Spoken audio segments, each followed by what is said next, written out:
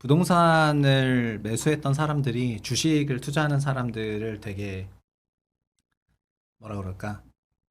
그런 사람 대비 마음이 편안하죠. 그렇지. 거꾸로 주식을 하시는 분들은 제가 주식을 하면은 박복하다는 말을 여기저기서 하고 있는데 박복해요? 정말 정말 박복했죠. 3, 4월에는 너무 그렇죠. 박복해가지고 네. 그래서 뭐 다신 주식 안 할게요 막 이런 얘기도 많이 나오고 사실 미국 시장 개장 전이지만 어쨌든 오늘도 하락한다 치면은 예. 단기간에 20% 넘게 하락했기 때문에 사실상 증시 기준으로는 이제 완전 침체장에 진입을 했고 그렇죠. 네, 그러다 그러니까 보니까 베어 마켓으로 들어간 겁니다. 20% 이상. 사실 작년에 예. S&P가 뭐 한 4,800에서부터 올라오기 시작해서 6,000을 간 건데 연에 20% 넘게 상승을 했거든요. 근데 작년 말에 올해도 막 10% 넘게 올라간다고 하면서 재작년부터 올라왔던 건데 그러다 보니까는 약간 유포리아가 있었는데 막 낙관이 막 그렇죠. 팽배해가지고 했었는데 연초부터 딥식으로 한번 밀리고 좀 지나니까 관세로 밀리면서 지금 이제 거의 뭐 5,000대를 가고 있으니까 침체가 생각보다 심각한 것 같고요. 예. 뭐 그런 상황에서 해외 주식 그 투자가 작년에 특히 크게 많이 늘었는데 그런 부분에서 이제 계좌가 녹으신 분들이 많이 나온 것 같아요. 근데 상대적으로 연초에 부동산은 토어제 해제하면서 전방위적으로 강세였기 때문에 상대적으로는 되게 자산 간의 격차가 다시 한번 커지는 그런 게 있었던 것 같고. 윤석열 정부 3년 동안에 누가 샀습니까? 이렇게 막 이 문재인 정부 때도 뭐 많이 사긴 했지만 네. 막 둘 다 폭등장이었단 말이에요. 결과적으로는. 그래서 그 폭등을 뒷받침할 만한 현금 부자들이 줍줍을 한 건지 그러면 그 사람들은 현금으로 샀으니까 저는 그냥 쭉 갈 수 있지. 그거를 그 최근에 사실은 제가 박사과정 하고 있는데 작년에 제 지인 중에서 요즘에 생애 최초 대출을 활용해서 집을 산다는 얘기를 하신 분이 계신데 그게 들은 게 언제예요? 작년 하반기에 들었어요. 작년 하반기. 그래서 생애 최초 대출은 옛날부터 있었고 뭐 생애 최초 대출을 이용해서 집을 사는 게 뭐 대수냐 이런 생각을 했었는데 지난달에 그 제 여의도 지인을 만났는데 그 자기 회사 후배가 30대인데 집을 샀는데 강남 아파트를 샀더라고요. 예. 네, 강남 아파트를 샀길래 강남 아파트 어떻게 샀어라고 물어보니까 14억 전세를 끼고 6억의 생애 최초를 후순위로 끼고 그러니까 14억 위에 또 6억을 쌓아가지고 20억을 만든 다음에 거기 위에다가 자기 자본 넣어가지고 했거든요. 그러니까 어렵다 무슨 말이지? 자 저희 이제 마포를 여기 마포잖아요. 마포를 그렇지. 한번 생각을 해볼게요. 예를 들어주세요. 마포에 뭐 25평 아파트가 15억짜리가 있어요. 예. 근데 전세가 7억이라고 해볼게요. 예. 그러면은 원래 종전의 생애 최초는 그 주택가의 9억 이하에서 내가 LTV 60에서 70% 빌려서 내가 대출 받아서 들어가서 사는 거였는데 9억 이하에서 22년 8월 1일 이후부터의 생애 최초는 7억 전세가 있지만 LTV는 80%까지 열리거든요. 아, 7억 전세가 있어도 네, 그러니까 12억까지는 대출이 된다는 건데 아까 15억짜리라고 15억짜리 집이니까 80%면 12억까지는 대출이 된다는 건데 와. 그러면 7억 전세 위에 5억이면은 12억까지 열리는 거죠. 그렇죠. 그 생애 최초를 5억을 받고 5억을 받고 그러면 전세 끼고 생애 최초 끼고 갭 투자를 하는 거예요. 3억만 있으면 되네. 네, 3억만 있으면 되는데 3억만 거기 있으면 또 돼. 30대 직장인들이 신용대출 받으면 되니까 신용대출도 받아가지고 5천만 원이든 1억 원이든 받게 되면은 근데 이렇게 생애 최초 받을 수 있는 사람들의 네. 그 소득 있잖아요. 소득을 가구당 연소득을 확 올려놨어. 윤석열 정부 때. 그 제가 자료 하나 그 박봉께 보내드렸는데 네. 그 생애 최초가 뭐가 무서워졌냐면은 22년 8월 1일 이후의 생초는 이제 달라진 생초였습니다. 그쵸? 달라진 생초였는데 약자로 말하니까 헷갈리구나. 생체가 생애 최초. 최초. 생애 최초는 달라진 생애 최초인데 그 전까지는 그렇게 산 건 아니었어요. 근데 22년 8월부터는 금리가 상승하면서 시장이 붕괴했기 때문에 22년에는 당연히 매수 심리가 없었고요. 23년에는 뭐 여러분 잘 아시는 특례 보금자리론을 주택금융공사에서 발표를 했고 그랬지. 9억 원 이하 주택에 대해서는 소득에 상관없이 빌릴 수가 있었기 때문에 또 이거는 DSR 규제도 회피시켜주면서 사람들이 DSR도 안 받으니까 너무 좋다 이러면서 특례보금자리론을 신청 5일 만에 10조 빌리면서 40조 대출이 23년에 집행이 되게 됩니다. 9억 이하는 특례 보금자리론으로 네.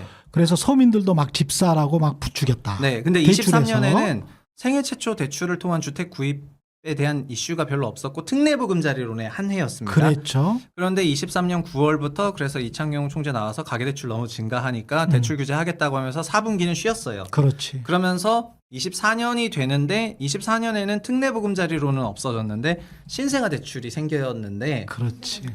특례 신생아론이 생겼는데 이거를 신청을 잘 안 하기 시작하거든요. 그렇지. 사람들이. 그거는 뭐 출산 가구가 에, 없기 때문인 그렇지. 것도 있지만 그때부터는 생애 최초를 쓰기 시작하면서부터 그 신생아론을 안 쓰게 되는 건데 신생아론이든 특례론이든 9억 이하 주택에 대해서만 자기가 들어가서 사는 건데요. 근데 생애 최초 대출은 3억만 있어도 15억 집이 15억 집을. 되니까 그러니까는 생애 최초 대출을 써가지고 후순위로 집을 산다는 소문이 알려지기 시작을 하고 또 대출 상담 대출 관련 인플루언서들이 이거를 교육 강의로 팔기 시작을 하고 이제 이게 그 광범위한 그 인지도를 얻게 되면서 아니 돈 2억만 있어도 마포에 아파트 사요. 예.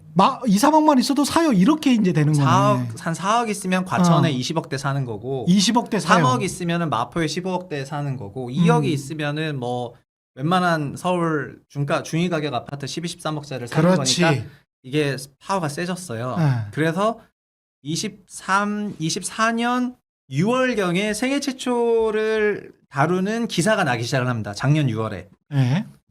요즘에 집을 사는데 생애 최초 비중이 너무 늘어나고 있고 생애 최초 비중의 상당수는 다 30대다. 이런 얘기가 나오기 시작을 하고 그래서 작년 8월에 6, 7월에 랠리가 있고 나서 8월에 주시장 붕괴가 한 번 있었고 그리고 나니까 그때 금감원장을 필두로 해가지고 가계대출이 너무 늘어나는 것 같다 이러면서 생애 최초 대출을 포함해가지고 조건부 전세대출 등등 여러 가지 가계대출 규제를 하게 됩니다. 그러면서 24년은 그렇게 일단락이 됐는데 25년이 되니까 이제 토어제 지역이 해제가 됐지 않습니까? 그렇죠. 토어제가 해제가 됐다는 건 그거는 전세 낀 갭매수가 가능한 건데 그 전세 낀 갭매수를 그 가격에 때릴 수 있는 사람은 예를 들면 6억만 있으면 6억도 큰 돈이지만 그렇죠. 6억이 있다면 30억 집을 사는 거거든요. 아, 그렇게 산 거야? 왜냐면 강남을? 그럼요. 그래 되는 거 아니에요? 예, 그러니까 전세 끼고 생초 후순위를 끼면은 6억을 보유하면 30억짜리 집을 살 수가 있어요. 예를 들어서 아까처럼 예를 한번 들어봐 주세요. 30억? 강남에 가령 그 지금 저 서초구에 어떤 아파트다.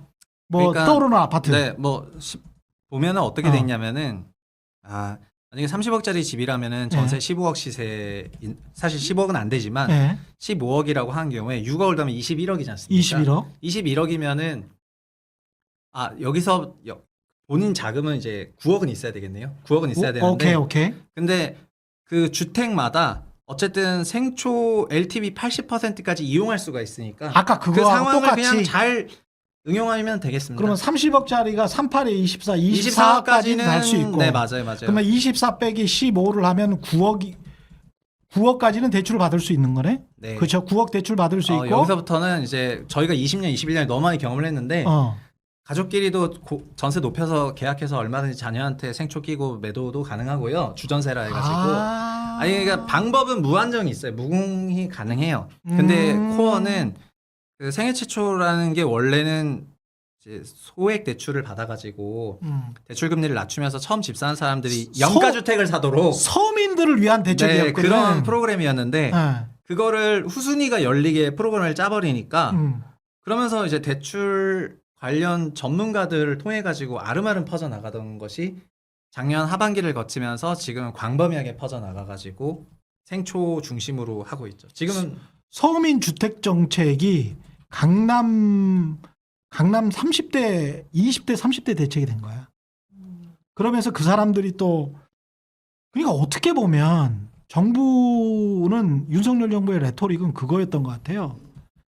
저출생이고 20대, 30대가 저 주거가 없어서 저 애를 못 낳는다고 하니까 뭐 신혼할 때도 증여세도 좀 해주고 결혼자금도 좀 증여세 좀 낮춰주고 증여공제 많이 해주고 그다음에 이거 생애 최초 대책도 다 20대 30대용으로 많이 해주고 그다음에 신혼부부들도 한 2억 정도 각각 벌면 각각 1억씩 정도 벌어도 2억 좀 넘어도 이런 생애 최초 대출을 할 수 있게 해주고 이런 식으로 전부 어떻게 보면 서울에 그 20대, 30대 강남 키드들을 위한 제2의 한동훈들을 위한 대책을 쫙 만들어 놓은 거야. 여기에 하나가 더 있어야 되는데 어. 하나가 더 있어야 되는데요.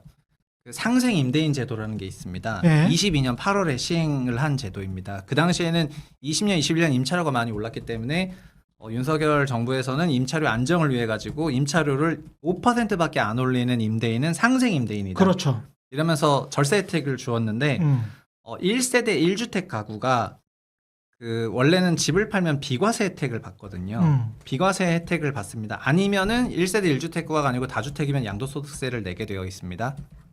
근데 비과세를 받는 조건이 2년 거주거든요. 근데 상생 임대인은 2년 거주 조건에서 빼줬어요. 그렇다면 뭔 얘기냐면은 생애 최초를 후순위로 쌓아가지고 마포에 있는 15억짜리를 3억에 산 경우에 예. 나는 거기 못 들어가잖아요. 아. 전세도 내보내줘야 그렇죠. 되고 대출도 있고 DSR 걸리는데 아.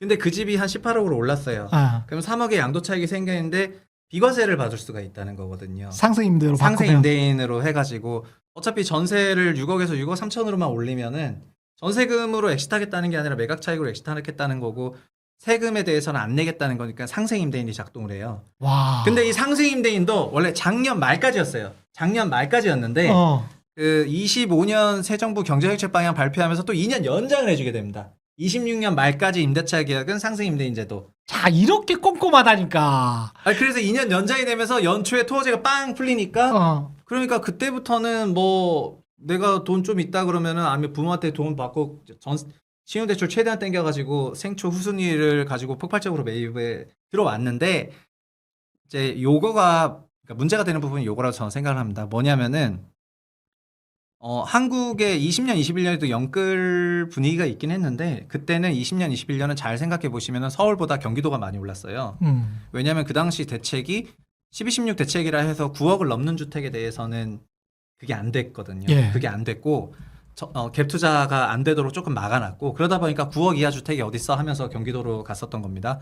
그리고 15억 초과 주택에 대해서 대출이 안 나오는 제도가 있었는데 12, 16 대출이 그거가 있었는데 그게 15억 넘는 주택에 갭 투자를 후순위를 열렸다 하더라도 대출이 안 나오니까 막아놓고 있었는데 그거는 22년 12월에 풀리게 되거든요. 그러니까 22년 8월에 생초 후순위가 열리고 그 같은 8월에 상생임대인 열리고 그해 12월에 15억 뚜껑이 열리니까 그때부터는 고가주택을 후순위 생초를 할 수 있는 마켓이 형성이 된 거고 그러면서 그거를 아름아름 하다가 거의 주가 작전하듯이 했구나.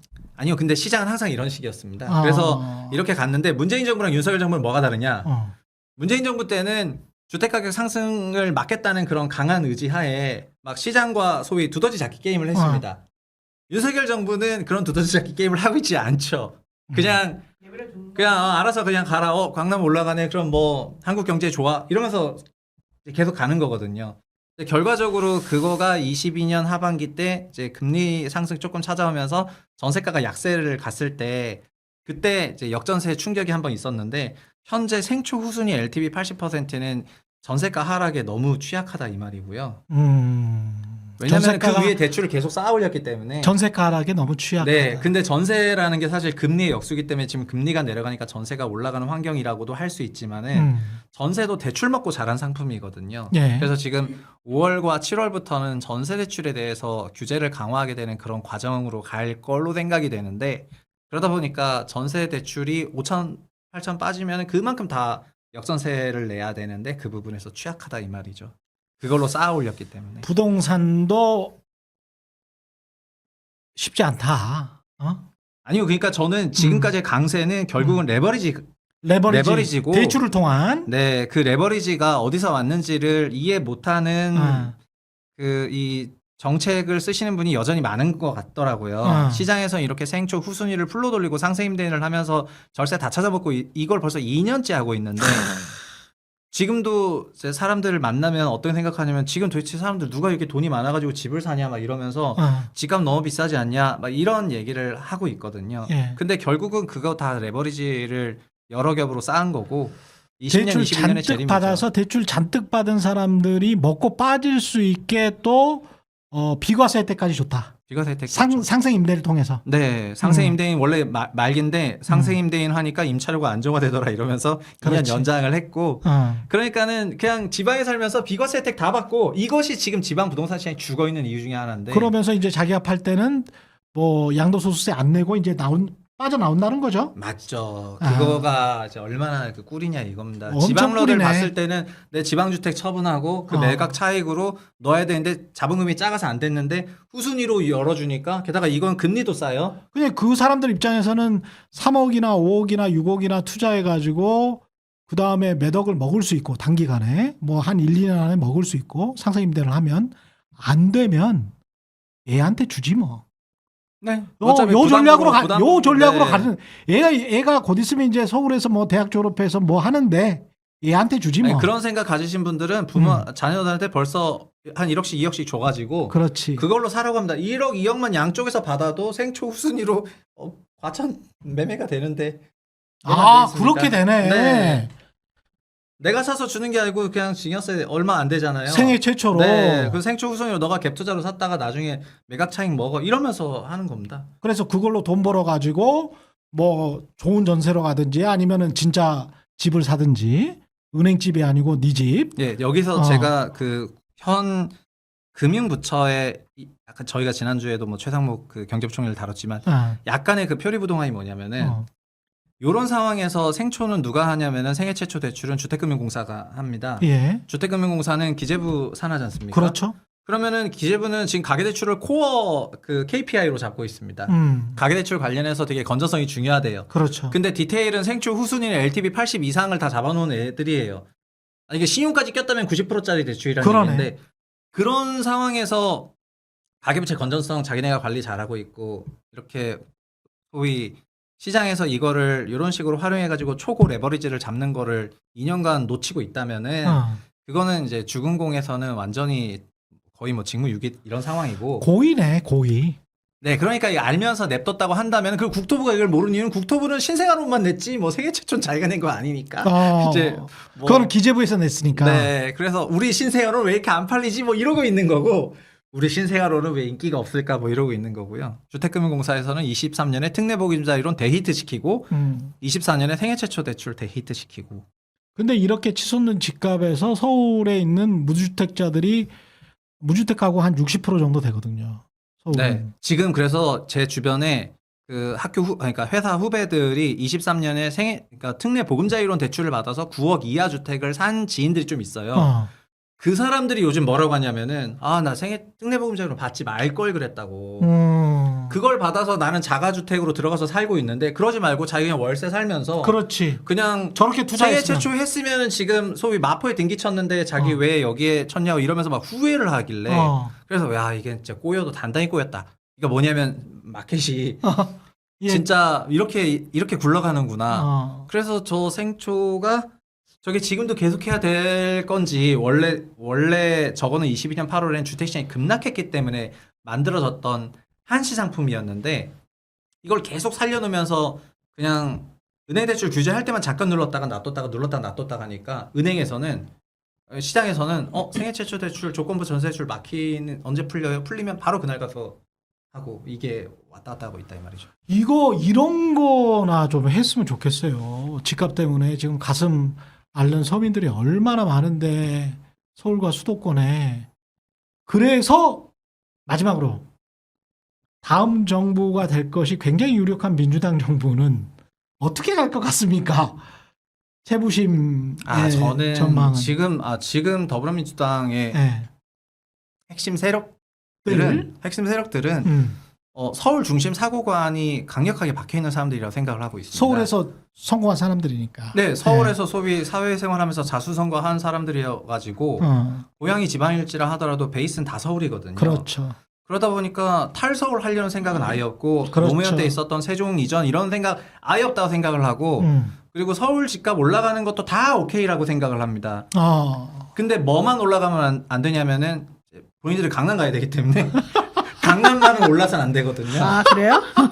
그런 사고관이 조금 많이 있다고 생각해요. 다른 지역은 올라도 네. 상관없고. 그러니까 내가 사는 데는 올라야 되고 내가 갈 땐 안 올라야 되죠. 그렇지. 오케이. 사람 마음이라는 게. 오케이. 그렇지. 네. 주식도 네, 내 그렇지. 주식이 더 오르고 저 주식은 안 올라야지. 그렇지. 되는 건데 내가 집도 나중에 이제 그 저지- 상급지 갈아타려면 그렇지. 상급지는 멈춰 있고 나는 초과 상승해야 되는데 그 사고관을 갖고 있다 보니까 너무 이해돼. 네. 너무 이해돼. 그래서 그 강남 상위 1%는 약간 규제를 해야 된다. 아. 세금 규제, 뭐 무슨 규제 해야 되는 거고. 그러나 나는 상위 10%이기 때문에 근데 나는 나는 규제를 하면 안 돼. 언젠가는 갈 건데 지금은 그들보다는 서민이야. 아. 이런 거예요. 나는 돈 없어. 나는. 네, 서울 어. 작아지만 서민이다 이 말입니다. 그래 서울 작아지만 서민이야. 연봉이 2억이지만 서민이라니까. 아, 그런 세계관이 좀 있다 연봉이 보니까 2억인데 서민이라고. 아이 네. 그렇게 연봉이 생각. 2억이고 뭐든지, 뭐든지 강남에 집 없으면 서민이다. 강남에 집 없으면 서민이야. 맞아. 그렇게 생각을 해요. 맞아. 그러니까는 여기서 뭐 우리 상속증이었어요. 20억 깎아주고 재산세 종부세 다 깎아줘야 되고. 그렇지. 그렇지만 저런 극부자들은 아, 깎아주시면 안 됩니다. 그렇지.